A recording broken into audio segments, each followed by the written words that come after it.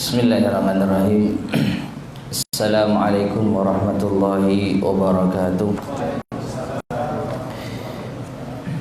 Innal hamdalillah nahmaduhu wa nasta'inuhu wa nastaghfiruh wa na'udzu billahi min shururi anfusina wa min sayyiati a'malina. Man yahdihillahu fala mudilla lahu wa man yudlil fala hadiya lahu. Wa asyhadu an la ilaha illallah wahdahu la syarika lahu. Wa asyhadu anna Muhammadan abduhu wa rasuluh. Ya ayyuhalladzina amanu taqullaha haqqa tuqatih wa la tamutunna illa wa antum muslimun. Amma ba'd, fa inna asdaqal hadits kitabullah wa khairal hadi hadi Muhammadin sallallahu alaihi wasallam wa syarrul umuri muhdatsatuha wa kullu muhdatsatin bid'ah wa kullu bid'atin dhalalah wa kullu dhalalatin finnar. Ma'asyiral muslimin, para jamaah sekalian rahimani wa rahimakumullah.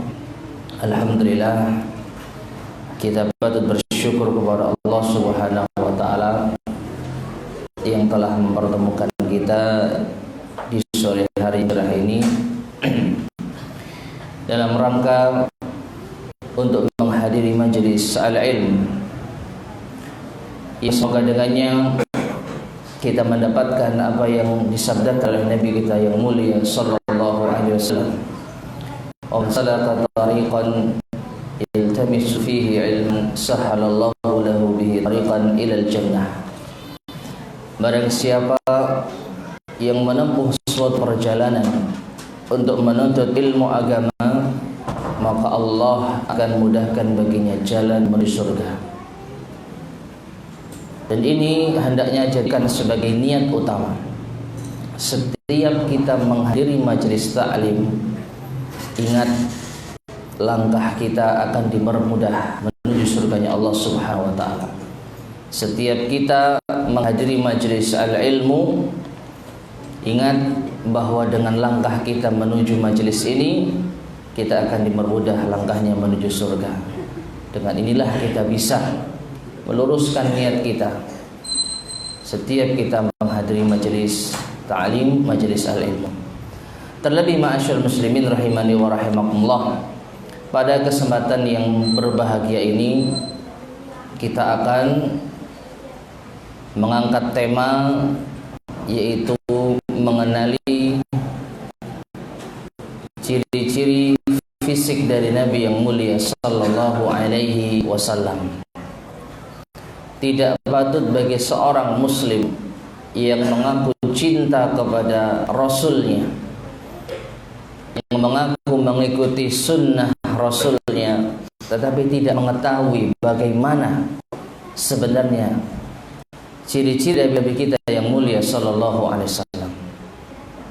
Kita mengaku cinta Rasulullah, tapi ketika kita disuruh untuk menggambarkan bagaimana Rasulullah SAW, kita nggak tahu.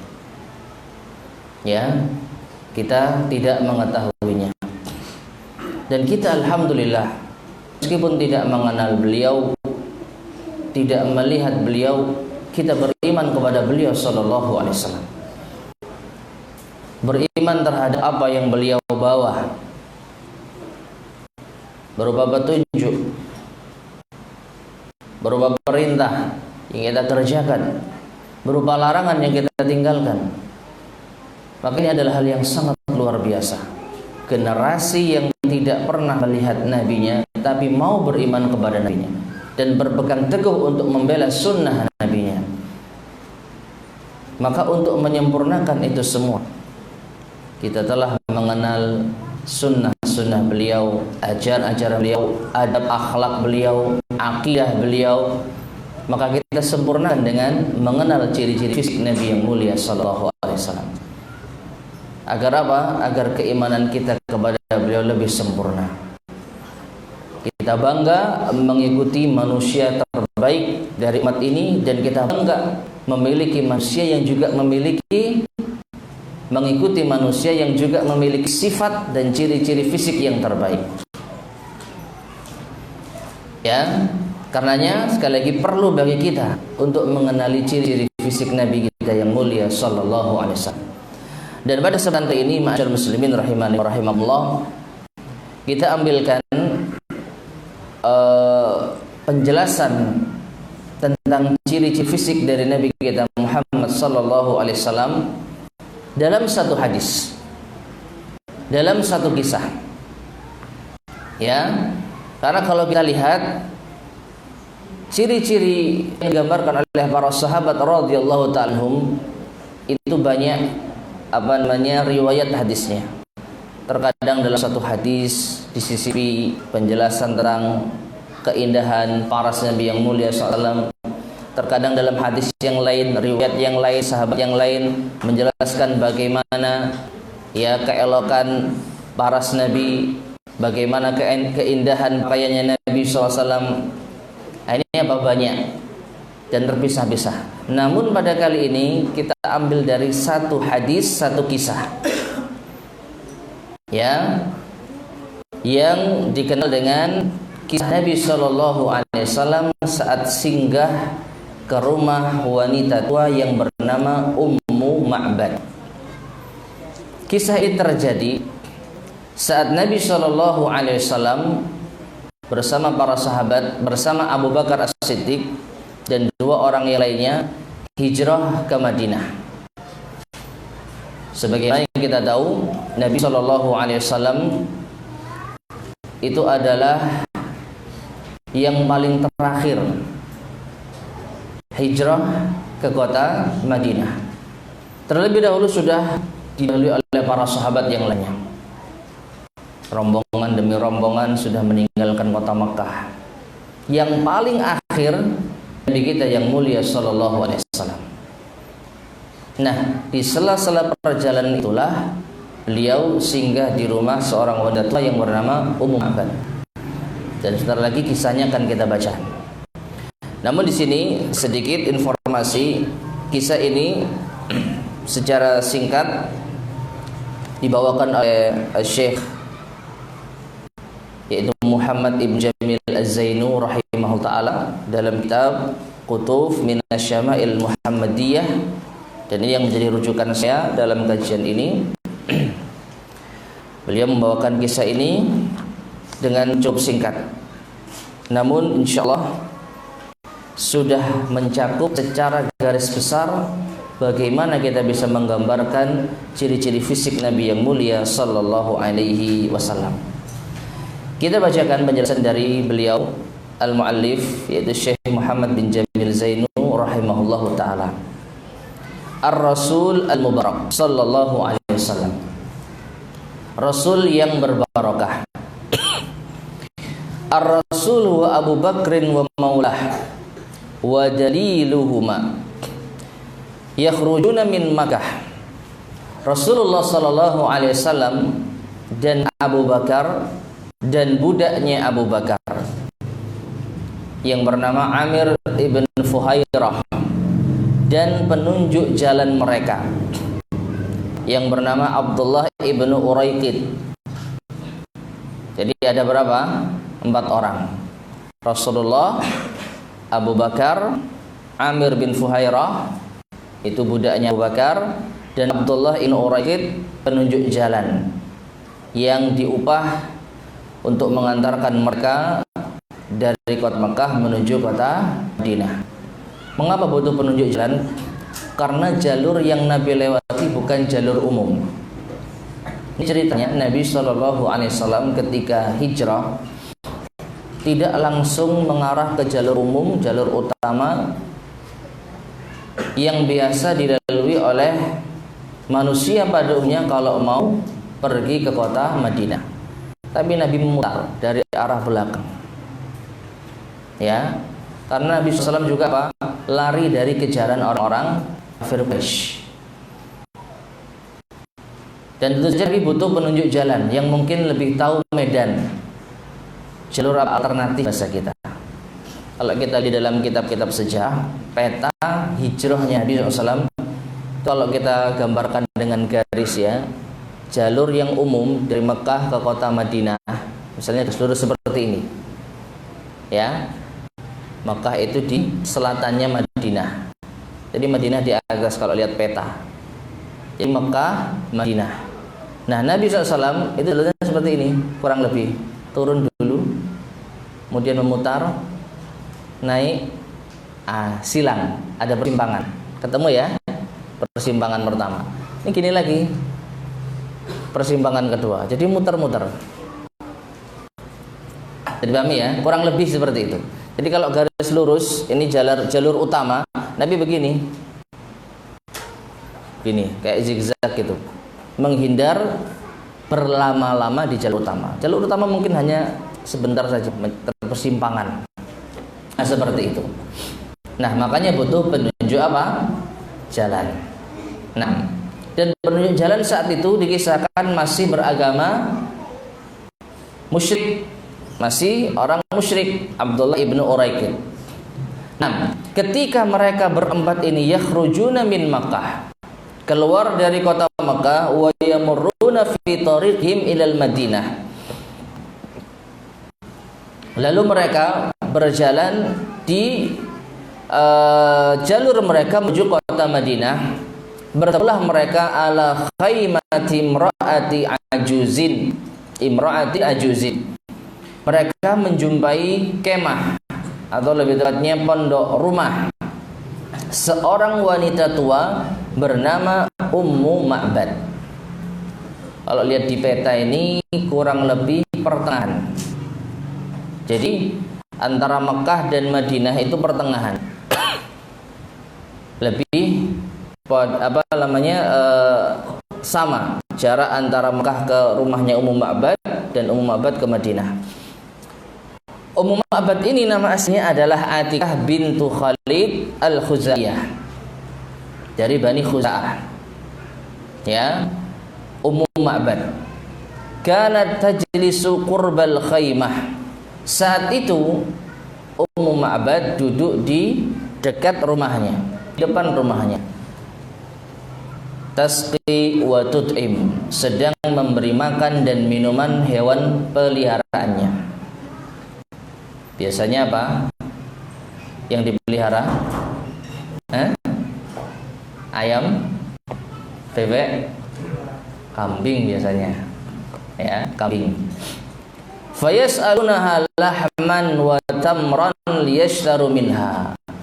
Maka rombongannya Rasulullah SAW meminta kurma ataupun daging untuk bisa mereka beli. Perhatikan, di sini Nabi SAW meminta ini bukan untuk diminta tanpa ada gantinya, tapi Nabi meminta untuk dibeli. Ya, menanyakan bahasa kita, punya daging enggak, punya kurma enggak, kami mau beli.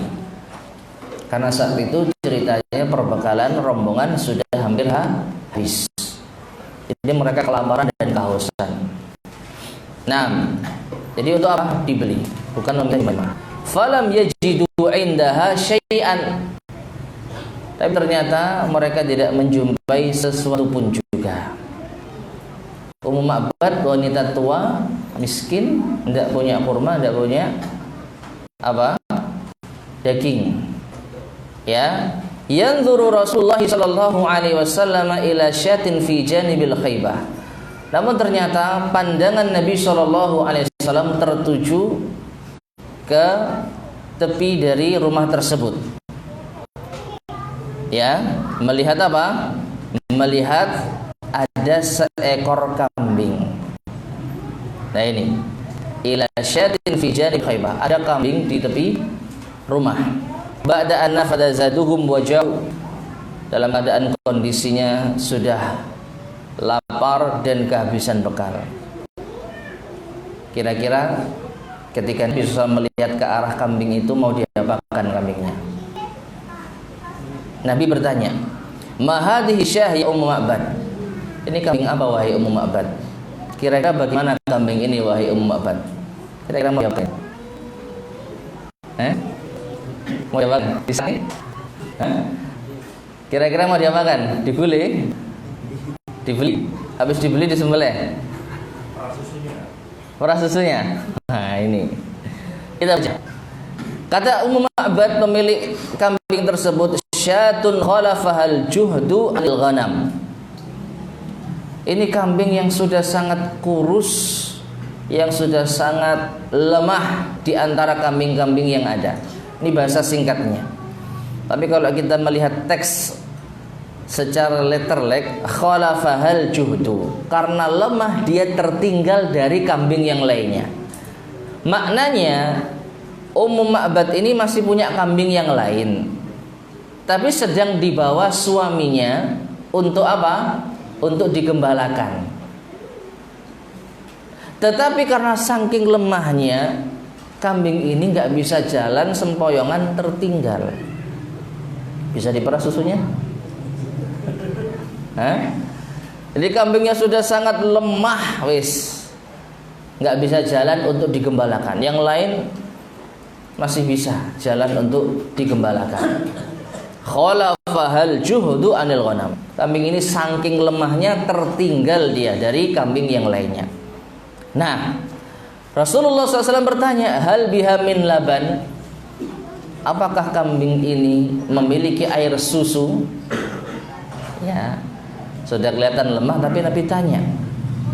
Maka Ummu Ma'bad berkata, hiya ajhadu min dzalik. Dia adalah kambing yang sangat lemah, ya nggak mungkin bahasa kita. Ya, kambing semacam ini nggak mungkin mengeluarkan air susu. Nah, maka Rasulullah SAW berkata, ata'dzanina li an ahlibaha? Jika demikian, apakah Anda mengizinkanku untuk memerahnya? Perhatikan, di sini Nabi SAW punya adab yang luar biasa. Meskipun kambing itu kambing yang lemah, kambing yang tidak diharapkan ya sama sekali, tapi Nabi tetap minta izin, nggak asal mendekat langsung diutak-utik gitu ya. Apakah engkau izinkan aku untuk memerahnya? Nah ini, jadi Nabi punya adab di rumah orang, meskipun kambing itu kambing yang sudah sudah tidak diharapkan lagi, tapi tetap Nabi memiliki adab yang luar biasa. Maka kata Ummu Ma'bad, bi abi wa ummi in ra'aita biha halban fahlibha. Demi ayah dan ibuku menjadi tebusannya, jika Anda menjumpai ia memiliki susu, maka silahkan Anda perah. Ummu Ma'bad juga mengizinkan, ya, tidak mengata-ngatai, kamu ini sudah tahu kurus masih diperah. Enggak. Ini masing-masing dua pihak ini punya adab yang luar biasa.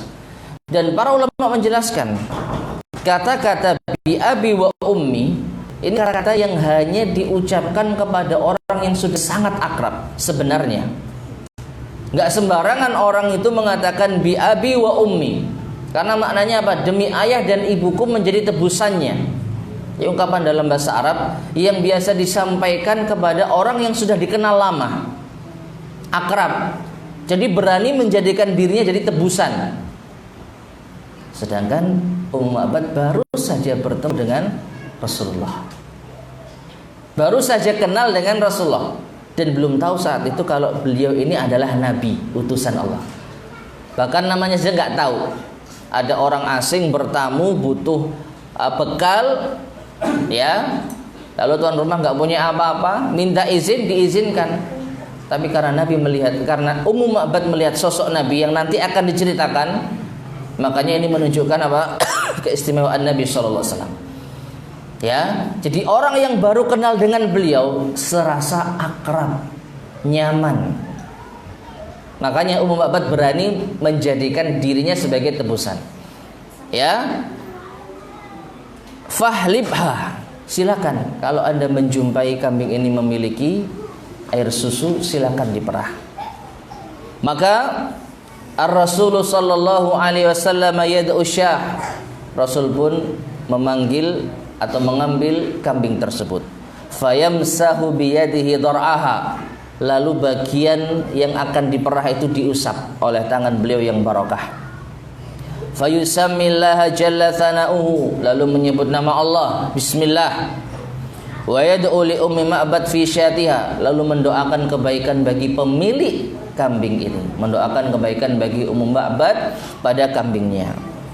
Hatta fatahati syah rijlaiha, hingga tiba-tiba kambing itu merenggangkan kedua kakinya. Tahu dia kalau mau apa? Diperah. Wa darat lil halib, dan ternyata setelah diperah mengucur deras air susu. Masya Allah. Ini ya. Jadi kambingnya kambing yang sudah lemah, tapi begitu kena tangannya Rasulullah atas izin Allah tentunya, tiba-tiba apa? Kambingnya merenggangkan kakinya, manut, nurut, lalu apa? Diperah keluar air susunya. Fada'a bi ina'in kabir. Lalu Nabi SAW meminta timba besar. Fahalaba fihi hattam tala. Diperahlah kambing tersebut sampai penuh timbanya, sampai penuh air susu timbanya. Ya, dan ini kalau dilihat secara logika nggak akan mungkin. Perbandingan antara air susu dengan badan kambing itu mustahil bisa penuh air susu dengan kondisi kambing yang apa? Gambarannya Ummu Ma'bad tadi sangat sempoyongan. Bayangkan, nggak mampu jalan, nggak mampu ikut rombongan kambing yang lain. Kira-kira seperti apa kondisi kambingnya? Kurus, kering, kerontang. Tapi atas izin Allah, dengan berkah Nabi yang mulia SAW, mengeluarkan air susu yang melimpah sampai penuh. Tsumma saqal mar'ata hatta rawiyat. Perhatikan. Kemudian Nabi SAW menyuguhkan air susu itu pertama kali kepada pemilik kambing. Kepada siapa? Ummu Ma'bad. Ya, yang punya kambing dulu didahulukan. Wasaqa ashabahu hatta rawau. Setelah itu Nabi menyuguhkan kepada para sahabat yang lain, rombongan yang lain, sampai mereka kenyang. Summa syariba akhiruhum. Kemudian Nabi minum bagian terakhirnya. Nah, perhatikan ma'asyiral muslimin rahimani wa rahimakumullah. Termasuk di antara hal yang patut untuk kita tiru.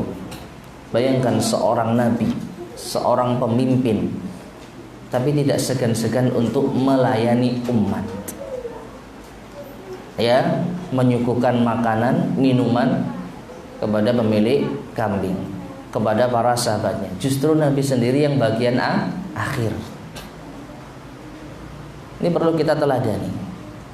Ya, bahwasanya seorang ulama, seorang ustadz hendaknya jangan berharap hanya mau dilayani saja. Lihat Nabi SAW, Nabi yang diikuti oleh umat, tapi beliau apa? Memerah sendiri, lalu apa? Menyuguhkan minuman sendiri. Justru Nabi yang bagian akhir minumnya. Ini pelajaran berharga bagi seorang ulama, seorang dai, seorang ustadz. Tidak merupakan aib kalau apa?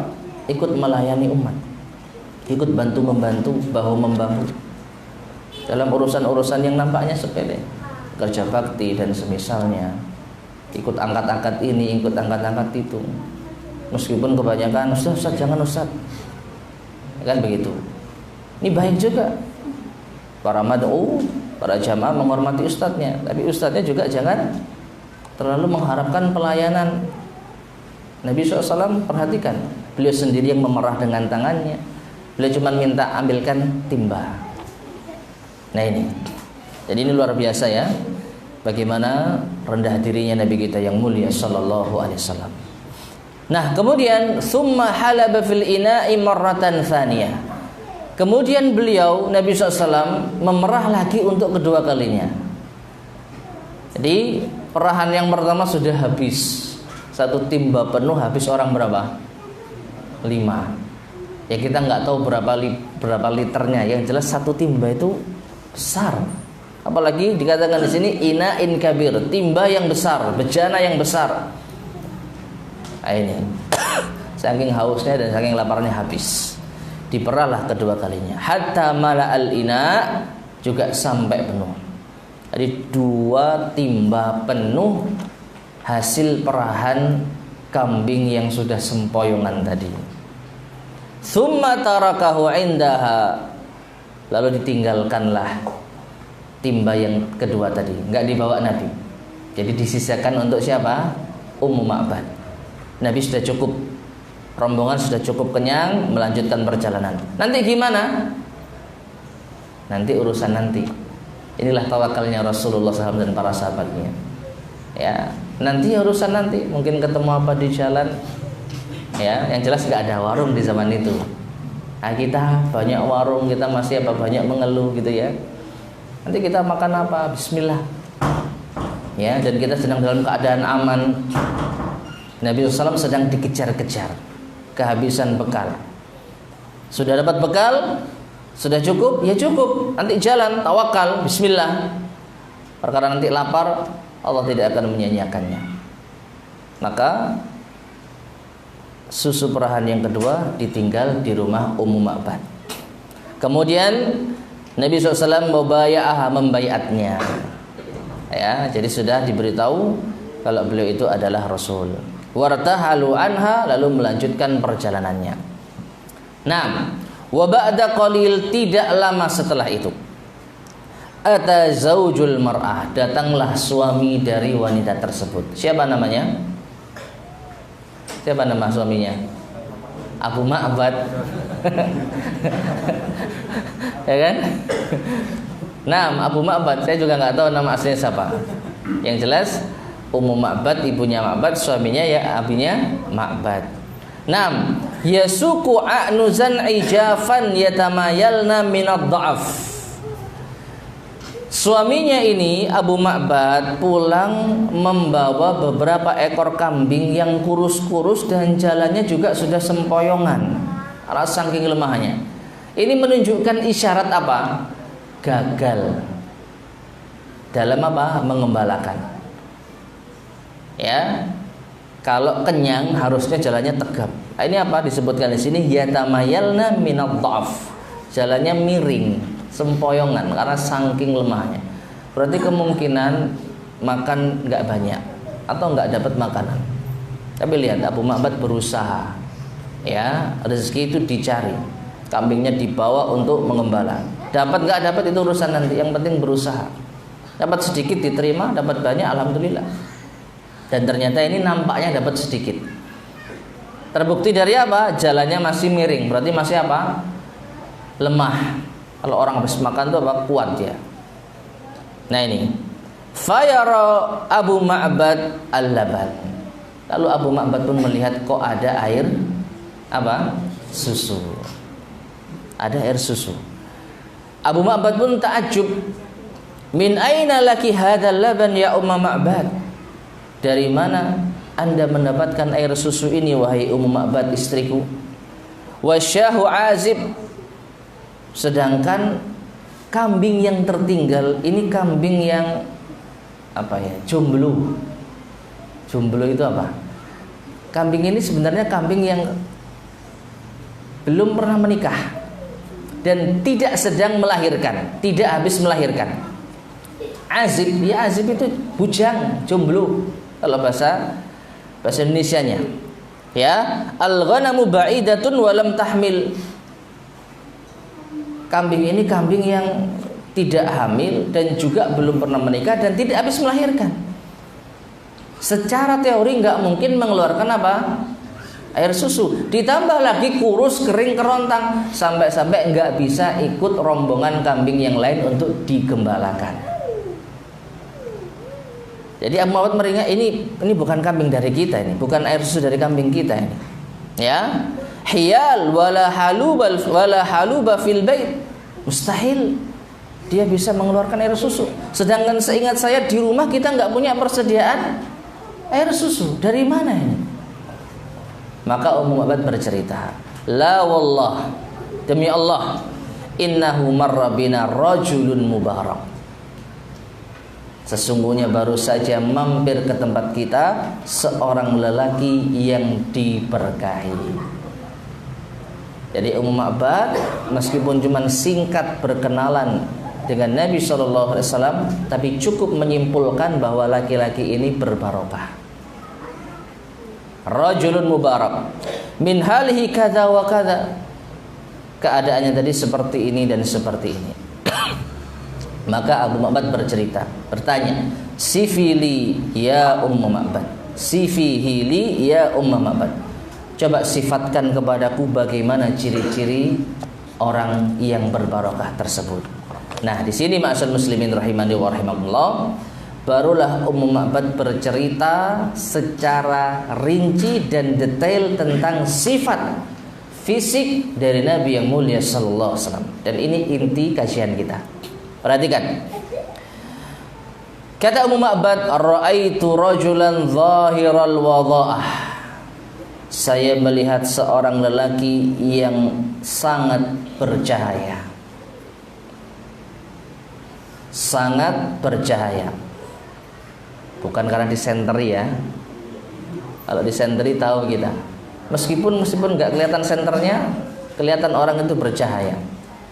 Misalnya anak-anak mainan gitu ya, kelihatan bercahaya. Tapi ini cahayanya asli, tanpa ada apa, langsung dinyalakan. Masya Allah. Nah ini saya bercahaya karena ada lampu. Tadi kusam ya, gelap ya. Nabi SAW bercahaya asli, murni. Ablajal wajh, wajahnya bersinar. Nah, tegaskan lagi.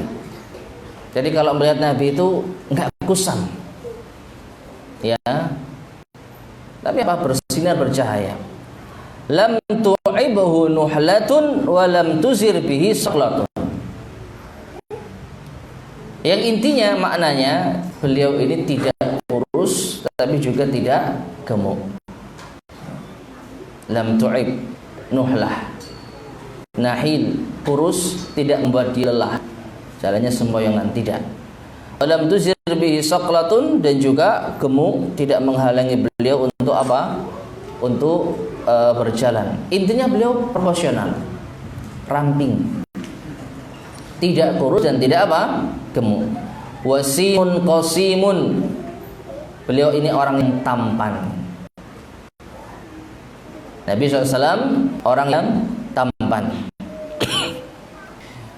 Fi ainaihi da'jun, pada kedua matanya ada warna hitam. Maknanya bola matanya berwarna hitam. Hitamnya tegas, jelas. Wa fi ashfarihi watfun, dan bulu matanya itu panjang. Ya, bulu matanya itu panjang. Mana bulu mata? Bukan alis ya, ini alis. Bulu mata ini lah. Nah ini apa? Hidup. Nah, ini panjang. Ya, jadi indah. Wa fi sautihi sahalun, suaranya merdu. Ya, nada suaranya merdu. Wa fi unukihi sat'un, lehernya panjang. Panjang yang menunjukkan keindahan ya. Panjang yang proporsional. Tidak terlalu rendah sehingga apa? Mendelep gitu ya. Tapi terlalu tinggi juga kayak serapah gitu, enggak. Sedang. Dan seseorang itu dilihat dari ketampanannya, biasanya juga dilihat dari lehernya, proporsional. Nah, wa fi lihyatihi katsatun, dan jenggotnya lebat. Nah, ini. Jadi Nabi SAW apa? Memiliki jenggot dan lebat. Katsah. Azjun aqran, alisnya melengkung. Alisnya ini ya, enggak lurus gini, melengkung. Nah, ini sifat-sifat yang dilihat oleh Ummu Ma'bad dari fisik wajah Nabi SAW. Bisa kita bayangkan seorang wanita tua, jumpa cuman sebentar, namatkan mungkin sesaat, tapi bisa menggambarkan dengan sangat jelas. Ya, ini menunjukkan apa? Memang sifatnya Nabi SAW itu luar biasa. Kalau orang biasa mungkin nggak terlalu diperhatikan, tapi karena ini orang yang berbarokah, ditamatkan gitu ya bahasa Jawanya, ditamatno, langsung bisa hafal bagaimana ciri-ciri beliau. Nah, kemudian Ummu Ma'bad melanjutkan lagi, in somata fa alaihil wiqar. Kalau beliau diam, maka nampak kewibawaannya. Karena tidak semua diam itu berwibawa. Ada orang yang diam karena memang apa? Lugu. Kalau bahasa Jawanya apa? Lolak-lolok. Ya, dia itu pendiam, tapi ketika dilihat loh kok lolak-lolok gitu ya. Nabi tidak, diamnya berwibawa. Wa in takallama sama wa alahul baha. Kalau bicara juga sama, nampak kehebatannya dalam berbicara. Intinya diam dan berbicara itu berwibawa. Hulul mantiq. Kata-katanya manis. Beda dengan yang tadi. Kalau tadi nada suaranya merdu. Kalau ini apa? Kata-katanya. Jadi rangkaian ucapannya itu indah. Fasih bahasa kita. Kalau ngomong itu tidak terbata-bata. Ya. Kalau ngomong itu jelas, tegas, dan untayan kata-katanya itu pas, indah. Faslun la nazrun wala hadrun. Pertengahan antara pendiam dan banyak bicara. Ya. Jadi apa? Pertengahan. Tidak terlalu diam, tapi juga tidak terlalu banyak bicara. Pokoknya sempurnalah. Ajmalun nasi wa abahahum min ba'id. Kalau dilihat dari jauh, dia adalah manusia yang paling indah. Tadi Mumabat kan sebelum kedatangan mereka duduk di depan rumah. Dari kejauhan, di antara 4 orang itu yang paling indah dilihat Rasulullah. Ya, mudah untuk ditengeri bahasa Jawanya. Wa ajlahum wa ahsanuhum min qarib. Kalau dari dekat juga sama. Ada kalanya orang itu dari jauh kelihatan gagah, begitu didekati lu ala kok lewas-lewas ternyata. Ya. Nabi tidak, dari jauh dari dekat sama-sama yang paling indah. Yang paling sempurna nampaknya. Nah, kembali kepada ucapan tadi, ka'anna mantiqahu kharazatu nadmin yatahaddarna. Ucapan beliau ini, rangkaian kata-katanya itu ibarat berlian, untayan berlian yang berguguran. Itu tadi ucapan manis. Manis yang memang benar-benar manis, bukan manis yang memang pandai berdusta, merayu dan lain sebagainya, tidak. Jadi apa adanya tapi indah, tutur katanya. Roba'atun la ya'sa min tulin. Diulang lagi. Beliau ini posturnya sedang, tidak terlalu tinggi. Ya, la ya'sa min tul. Jadi orang kalau melihat itu tidak terlalu repot, ndangak gini. Pas. Wala taqtahimuhu ainun min qasrin. Dan juga tidak membuat mata itu lelah menunduk karena saking pendeknya. Jadi postur beliau itu sedang. Jadi pas ngelihat itu enak, nggak terlalu dangak dan juga tidak terlalu membungkuk gini. Kalau lihat sama Rasulullah, kalau ngomong sama Rasulullah, jadi pas, nyaman orang kalau bicara dengan beliau, dengan postur tubuh yang apa? Sangat-sangat sempurna. Nah, ghusnun baina ghusnaini. Beliau itu ibarat dahan di antara 2 dahan. Maknanya begini, di antara para sahabat yang lain, beliau itu seakan-akan menjadi penyeimbang. Ya. Menjadi apa? Penyeimbang. Yang lain mungkin postur tubuhnya itu tidak terlalu tinggi, yang satunya mungkin terlalu tinggi. Dengan adanya Nabi jadi apa? Kelihatan imbang, sempurna. Nah, itu maknanya. Fahuwa andarus thalathati manzaran. Beliau ini adalah orang yang paling indah dilihat dari 3 sahabat yang lainnya. Dari 3 orang yang lainnya. Wa ahsanuhum qadran, dan yang paling tinggi kedudukannya, paling baik kedudukannya. Lahu rufaqa'u yahuffuna bihi. Ia memiliki teman-teman dekat yang senantiasa mengitarinya. Abu Bakar, Amir bin Fuhairah budaknya itu senantiasa apa? Mengitarinya.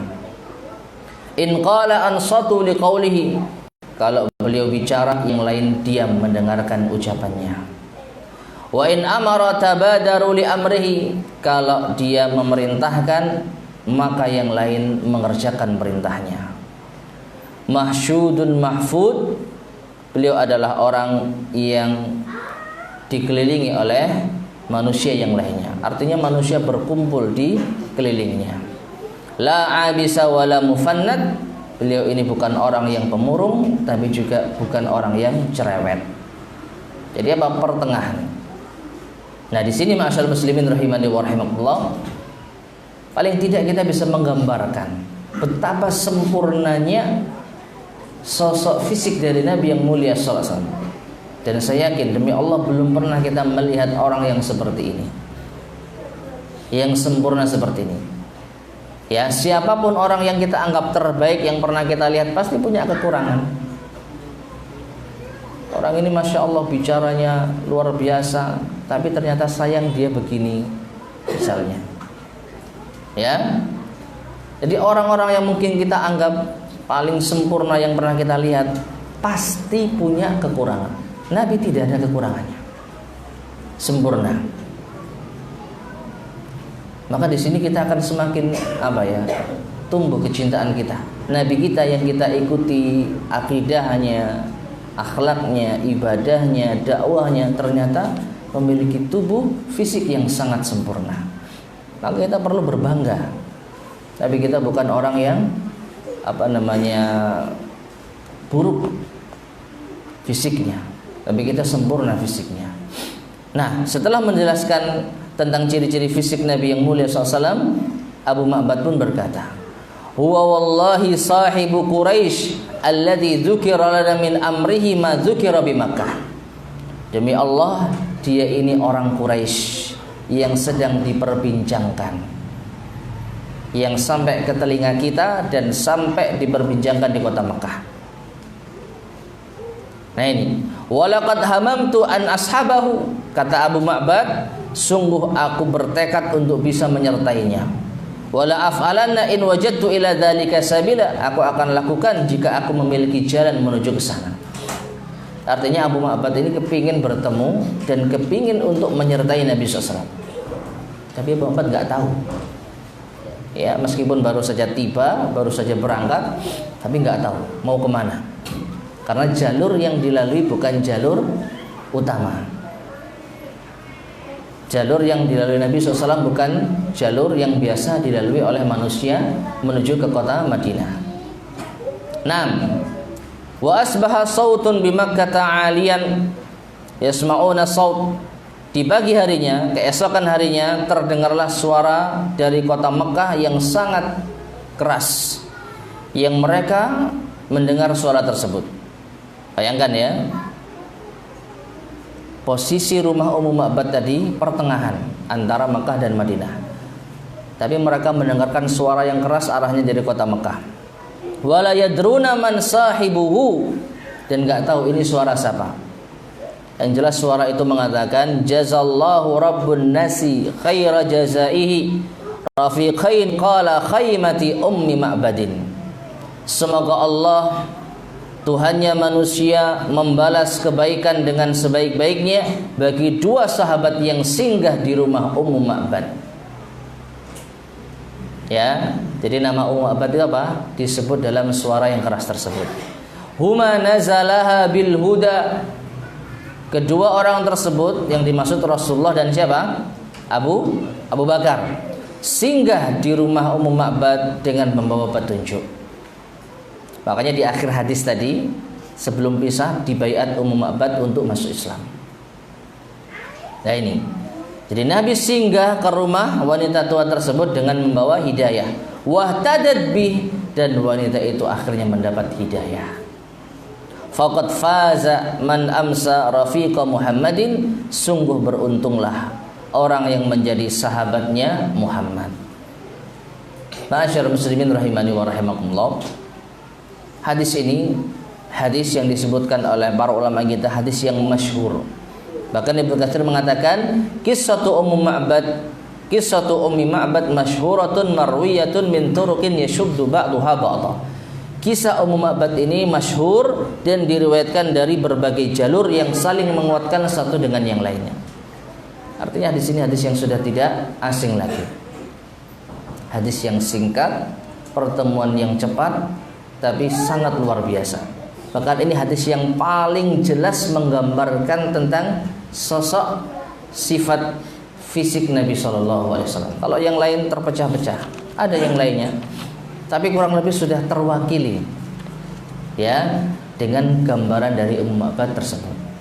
Nah di sini ma'asyiral muslimin rahimani wa rahimakumullah, sekali lagi kita patut untuk apa? Berbahagia, patut untuk bangga. Kita memiliki Nabi yang bukan hanya sempurna akidahnya, sempurna ibadahnya, sempurna akhlaknya, tapi Nabi yang juga sempurna apa? Fisiknya. Nah, apa hikmah dari ini semua? Hikmah kita mengetahui ciri-ciri fisik Nabi yang mulia sallallahu alaihi wasallam. Di sini kata disebutkan paling tidak ada 2 hikmah besar. Ya. Kita tahu ciri-ciri fisik Nabi sallallahu alaihi wasallam ini paling tidak ada 2 hikmah besar. Yang pertama, menjadi sebab bertambah keimanan dan hidayah. Yang sudah beriman semakin tambah keimanannya. Yang sudah menghormati, memuji Nabi sallallahu alaihi wasallam, meskipun belum tahu ciri-ciri beliau, sekarang semakin memuji dan semakin menghormati. Yang sudah rindu Nabi semakin rindu Nabi sallallahu alaihi wasallam. Yang belum beriman maka bisa menjadi sebab beriman. Lihat Ummu Ma'bad tadi. Ummu Ma'bad itu orang yang terasing, nggak tahu agama. Beliau masih polos, tapi punya adab. Dengan melihat bagaimana perlakuan Nabi, akhlak, adab, dan postur fisiknya, ini mendukung beliau mendapatkan hidayah. Makanya dalam hal ini Al-Imam Ibnul Qayyim rahimahullah berkata di dalam kitabnya Miftah Darus Sa'adah, wa minhum man yahtadi bima'rifati halihi sallallahu alaihi wasallam.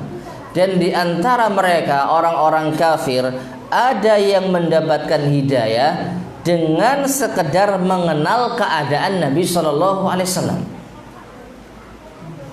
Ya, jadi dengan tahu ciri-ciri fisiknya, ini paling tidak ada kesan pertama. Nah, kesan pertama inilah yang mendukung nanti akan menerima apa yang beliau bawa sallallahu alaihi wasallam secara fitrah. Tapi kalau sudah terlumuri oleh noda-noda kebencian, ya jauh. Contohnya siapa? Orang-orang kafir Quraisy. Ya, sebelum Nabi Shallallahu Alaihi Wasallam berdakwah dan diutus menjadi seorang Rasul, maka orang-orang kafir Quraisy nggak ada yang nggak hormat kepada Nabi SAW. Semuanya hormat, semuanya memuji. Orang yang jujur, amanah, terpercaya. Tapi ketika Nabi sudah berdakwah, maka hati mereka sudah kotor. Jadilah mereka orang yang paling membenci Rasulullah SAW. Fitrahnya sudah apa? Rusak. Kenapa? Karena ini bersinggungan dengan keyakinan rusak mereka, menyembah berhala. Tapi kalau orang masih sesuai dengan fitrahnya, polos, ya, dengan melihat Rasulullah sudah merasa nyaman. Ditambah lagi didakwahi dengan cara yang baik, mudah menerima. Mudah menerima. Dan di sini ma'asyiral muslimin rahimani wa rahimakumullah, kita bisa menyadari, ya, antara ustadz satu dengan ustadz yang lain beda penerimaan. Ustadz yang masya Allah penampilannya, masya Allah, tutur katanya masya Allah, ya, didukung dengan ciri-ciri fisik yang juga masya Allah, ini semakin mendukung apa? Diterimanya dakwah. Ini hal yang lumrah. Termasuk diantaranya apa? Nabi SAW diberikan keistimewaan luar biasa. Ditambah lagi wa mafutira alaihi min kamalil akhlaq. Ditambah lagi dengan apa? Allah sudah tanamkan di dalam pribadi Nabi kesempurnaan akhlak, wal awsaf, sifat, wal af'al, dan perbuatan. Ini sempurna Nabi sallallahu alaihi wasallam. Ya. Sehingga ma'asyiral muslimin rahimani wa rahimakumullah, ini di antara hal yang cukup penting di dalam seseorang itu mendapatkan hidayah. Ini yang pertama. Yang kedua, di antara hikmah besar Kenapa kita harus mengetahui ciri-ciri fisik Nabi yang mulia sallallahu alaihi wasallam? Agar kita bisa memastikan benar tidaknya mimpi bertemu dengan Nabi yang mulia sallallahu alaihi wasallam. Mimpi bertemu Rasulullah sallallahu alaihi wasallam, kalau itu benar Rasulullah SAW, maka itu pasti Rasulullah SAW. Artinya apa? Kalau kita mimpi bertemu dengan Rasulullah sesuai dengan ciri-ciri sifat Rasulullah, maka itu pasti Rasulullah. Kenapa? Karena setan tidak bisa menyerupai Rasulullah SAW. Dalam hadis sahih yang diriwayatkan Bukhari dan Muslim, Rasulullah SAW bersabda, "Wa man ra'ani fil manam faqad ra'ani haqqan, fa inna syaitana la yatamatsalu fi surati." Barang siapa yang melihatku ketika mimpi, maka sungguh ia telah melihatku dengan benar. Karena sesungguhnya syaitan tidak bisa menyerupai wujudku. Setan tidak bisa menyerupai wujud Rasulullah sallallahu alaihi wasallam. Kalau selain Rasulullah sangat bisa. Ya, sering kita dengar ada keluarga yang ditinggal mati mbahnya, terus ketok-ketokan, gitu ya. Sudah pasti itu bukan mbahnya. Sudah pasti itu wujud dari apa? Jin yang bisa menyerupai wujud sang mbah tadi. Seakan-akan arwah itu apa? Gentayangan, kan gitu. Nabi tidak bisa diserupai. Tapi ingat, ya, dijelaskan oleh para ulama kita, apabila benar-benar melihat wujud Nabi sallallahu alaihi wasallam. Artinya, kalau kita mengaku mimpi bertemu dengan Rasulullah sallallahu alaihi wasallam, tapi yang ngaku Rasul itu orangnya tidak seperti sifat Rasulullah, maka itu bukan Rasulullah SAW. Artinya bisa kita tarik kesimpulan, setan tidak bisa menyerupai wujud Rasulullah, tapi setan sangat mungkin mengaku-ngaku seorang Rasul. Bedakan ya. Kalau tidak mampu menyerupai, jelas tidak bisa menyerupai wujud asli Rasulullah. Enggak pernah bisa. Tapi kalau mengaku ya bisa saja. Sekedar mengaku apa susahnya? Jadi ada setan mengaku saya Rasul. Bisa. Makanya para ulama kita benar-benar menekankan. Misalnya Muhammad ibn Sirin ketika mensyarah hadis ini, benarkah seorang itu bisa melihat Rasulullah? Idza ra'ahu fi suratihi. Iya, apabila orang tersebut melihat beliau sesuai dengan wujud beliau, sesuai dengan ciri-ciri fisik beliau.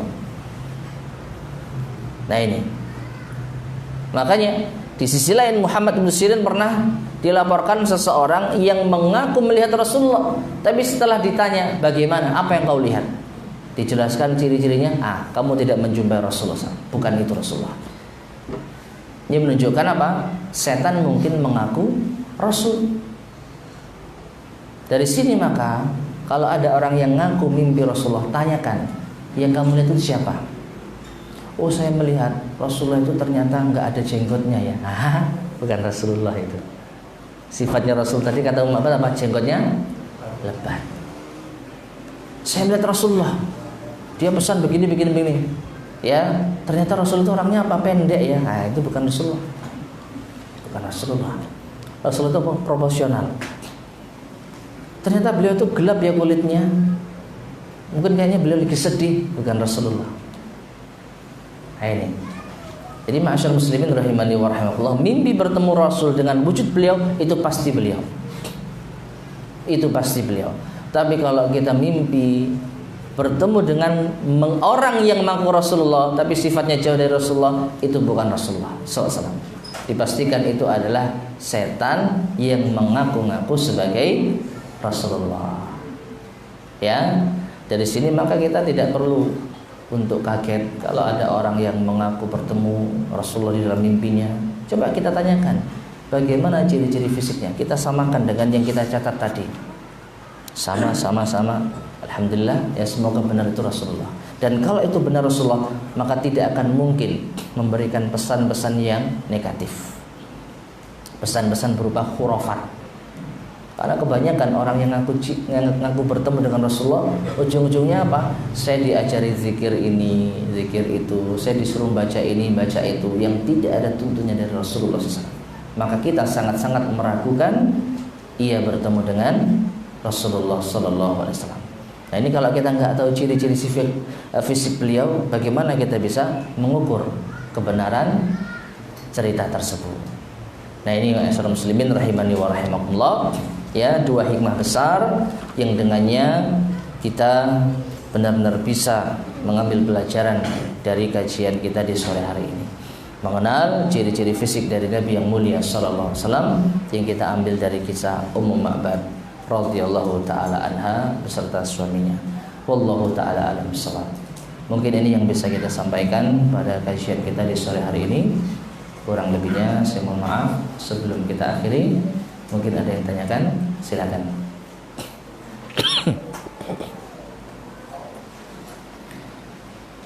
Isa, maghrib kurang berapa menit nih? Masih lama? 5 menit lagi. 7 menit ya. Ya. Karena tempat ditanya kemenangan, dia bermimpi itu bukan bertemu Rasulullah, tapi dia itu bermimpi memperlihatkan imamahnya Rasulullah yang dilingkari dengan warna emas. Saya nggak bisa, mungkin seperti apa itu? Waduh ini. Benar mungkin sesuatu yang dipakai Rasulullah itu bisa dimimpikan juga. Yang pertama, anggaplah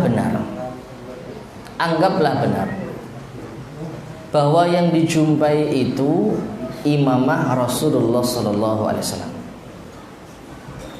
Lalu pertanyaan pentingnya, lalu dampaknya apa?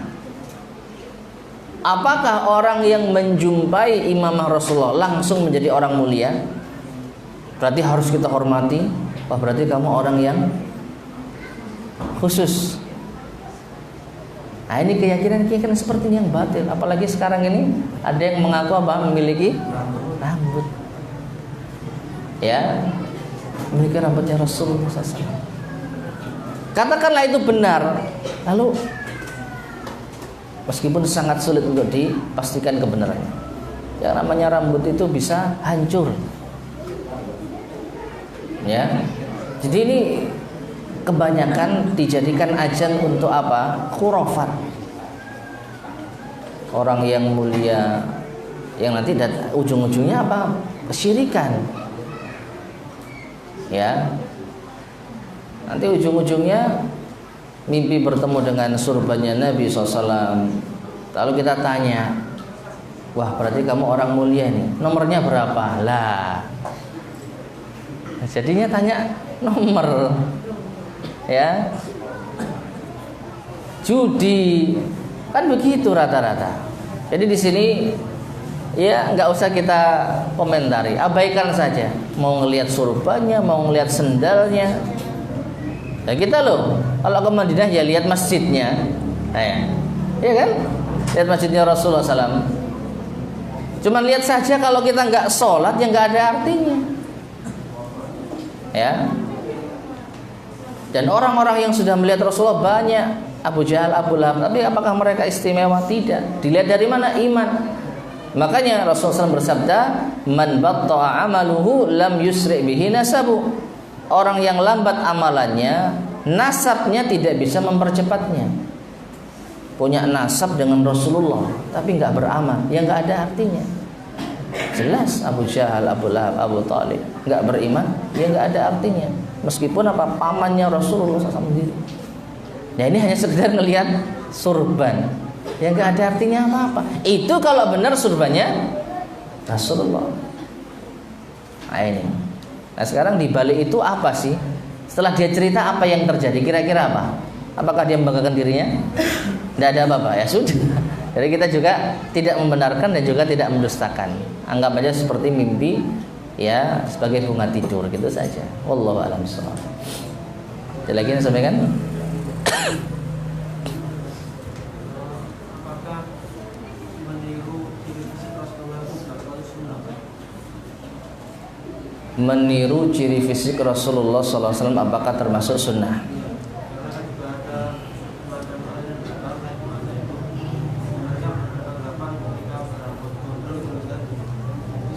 Iya. Jadi di sini wallahu a'lam bishawab, yang saya ketahui ada sebagian para ulama yang justru tidak menganjurkan hal tersebut. Suatu perbuatan Rasulullah SAW yang tidak diiringi dengan anjuran, yang tidak diiringi dengan perintah, maka hukum asalnya mubah. Kalau jenggot ada, a'ful liha, Nabi SAW mengatakan pelihara jenggot. Jadi beliau berjenggot dan juga memerintahkan untuk berjenggot. Maka ini merupakan sunnah berdasarkan sabda Rasulullah SAW. Nah ini, adapun kalau perbuatan Rasulullah SAW yang tidak diiringi dengan anjuran ucapan, maka secara asal sebagian para ulama menyatakan mubah. Termasuk di antaranya Syekh Muhammad bin Shalih Al-Utsaimin. Nabi pernah berambut sebahu, tapi Nabi tidak pernah memerintahkan untuk berambut sebahu, maka hukum asalnya mubah, sehingga tidak termasuk sunnah. Ini sebagian pendapat ulama. Adapun yang lain, kalau berpendapat yang lain, wallahu a'lam bishawab. Ya, diperhatikan yang dilakukan Rasulullah SAW memelihara rambutnya itu apakah didukung oleh perintah beliau, anjuran beliau? Jangan-jangan itu hanya kebiasaan adat masyarakat setempat. Zaman segitu kebanyakan orang ya rambutnya seperti itu. Nah ini, maka bisa jadi hal itu bukanlah termasuk sunnah. Jadi cara membedakan mungkin seperti itu. Ya, ada nggak perintahnya, ada nggak anjurannya? Kalau ada kita amalkan. Tapi kalau nggak ada, itu hanya sekedar perbuatan Nabi yang sangat mungkin ini karena kebiasaan masyarakat, maka kita tidak mengikutinya. Tapi kalaupun mau mengikuti silahkan. Namanya mubah, itu boleh dilakukan, boleh apa? Tidak. Artinya jangan mencela, kamu kok nggak sunnah rambutmu, kok rambutmu kok nggak gondrong. Nah ini salah. Ya. Maka hukumnya mubah, silakan mau melakukan, yang tidak juga silakan. Mungkin seperti itu. Wallahu ta'ala bishawab. Baik, mungkin kita akhiri ya persiapan untuk berbuka. Mudah-mudahan bermanfaat. Kurang lebihnya saya mohon maaf. Subhanakallahumma wa bihamdika asyhadu an la ilaha illa anta astaghfiruka wa atubu ilaik. Walhamdulillahirabbil alamin. Assalamualaikum warahmatullahi wabarakatuh.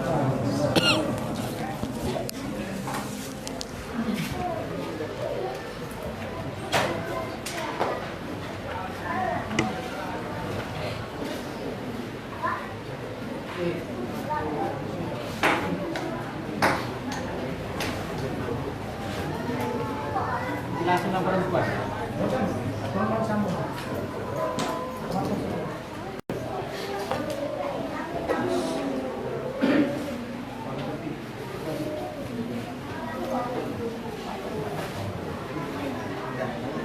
Murah-murahnya kau upah. Ya, murah-murahnya kau upah.